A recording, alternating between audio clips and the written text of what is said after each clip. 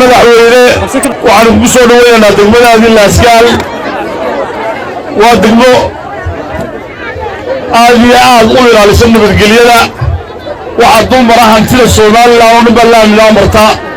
dadka halkan degan waa dad nabadgelyada jecel waa dad dawladnimada jecel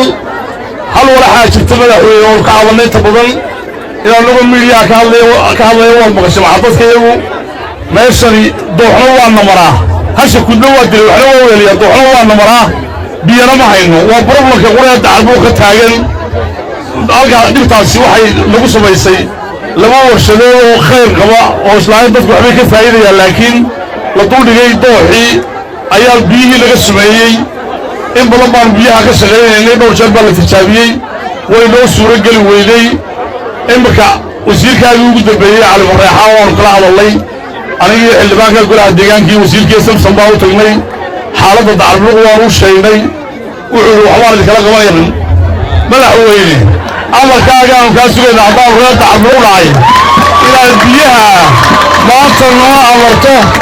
ilaahay dembiga miisaanka xasanaadka ugu daro waanu soo eegnay meeshii biyihii waa la soo eegay 180 baa lagu gaarayaa baa la yidhi riiguu baan u baahnay reer dacalbuq tuush bay u baahan tuush baan u rabnaa soo maaha tuusaan ku meeran labada gacmood madaxweynuhu saa uu ina siinayaa madaxweyne degmada haddaan kaaga waranno laba cusbitaal baanu ka dhistay cusbitaal waa kii dadka xanuunsanaya maskaxda waxa weeye agaasimiin waanu keennay caafimaadka cusbitaalkii kalena wuu noo socdaa waanu keennay kaana madaxweyne maanta reer Laascaanood waxay ka hadlayaan dantooda kaana madaxweyne noo amarteen wax lagala qabto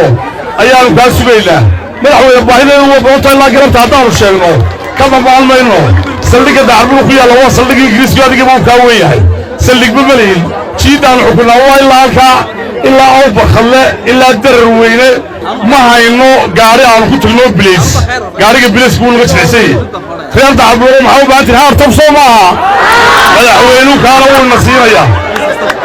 kaana wuu inoo dhammaynaya haddaynu reer dacalbuqnay madaxweynuhu waa safar hadal boo ka hormayna waxa kale warqad baynu ugu geynay madaxweynaha doorashada waa musharax reer dacalbuq yay dooranayaan